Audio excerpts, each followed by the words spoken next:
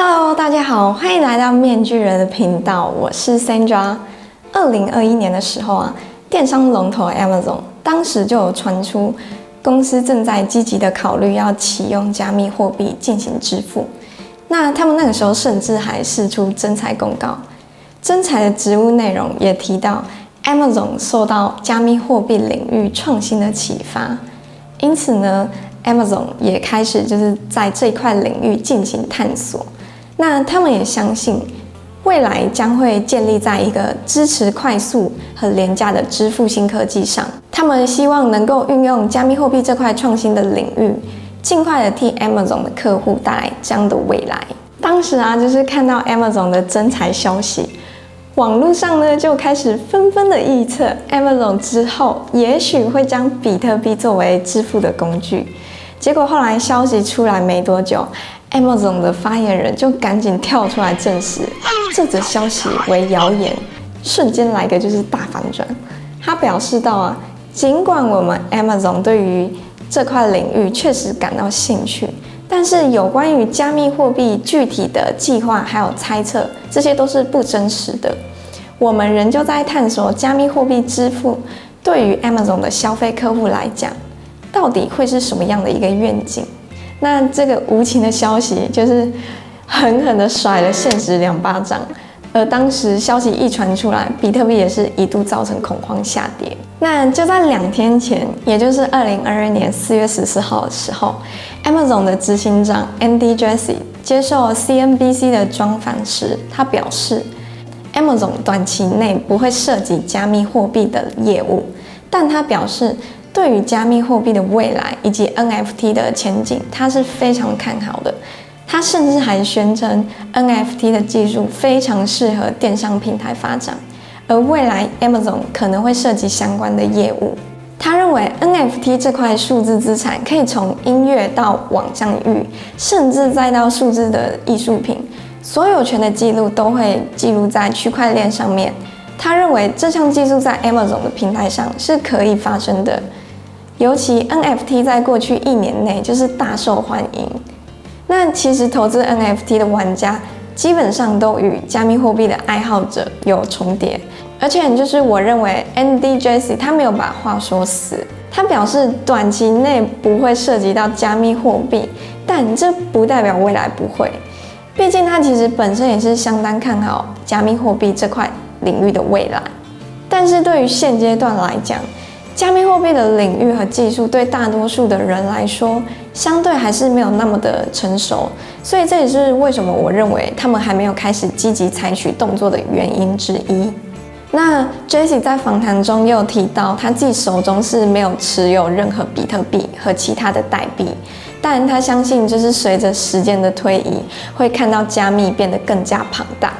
那分享完这则新闻之后，今天想跟各位分享最近一个算是有趣的小插曲，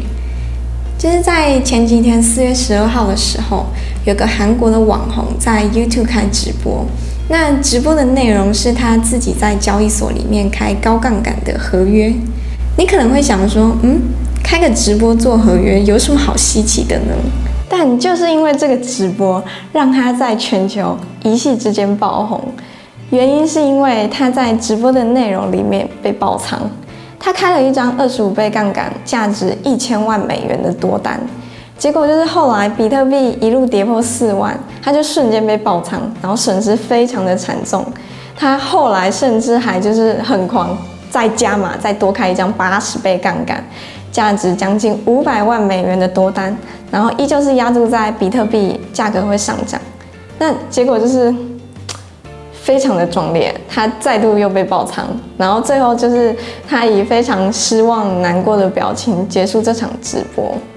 那他的 YouTube 留言底下有不少的留言对他这个行为表示哀悼啊，还有同情，但也有不少人对他这样的行为表达愤怒，认为他把钱丢到大海里面，或者是指责他浪费钱。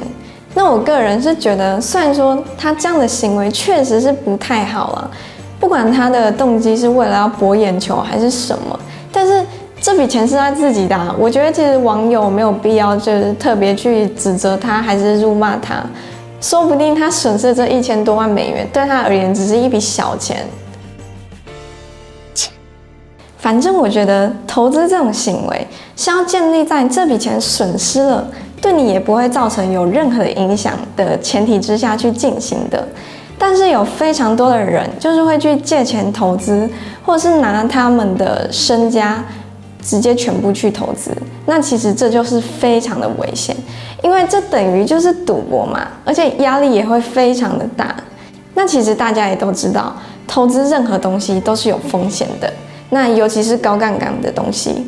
合约就好比一把双面刃，如果你就是运用的好的话，可以获得一笔不错的利润。但相对的来说，如果没有设好停损，或者是没有设好策略，那可能就是会面临到被爆仓的风险。玩过合约的人应该也都知道，合约最大的风险就是被爆仓。这也是为什么很多人都会告诫你说，千万不要玩合约，因为很多人真的就是因为玩合约，然后被爆仓，导致就是倾家荡产。尤其是像加密货币这种高波动的商品，很常就是会突然给你一个 surprise， 一个插针，然后就是让你瞬间措手不及被爆仓。那开合约不设止损也是非常高风险的表现之一，所以仓位的控管以及止盈止损是一件非常重要的事情。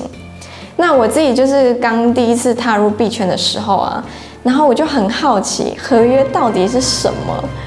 然后我本身就是一个喜欢冒险然后刺激的一个投机者啦，结果呢就是傻傻的开了合约，然后当下其实也没有做任何的策略。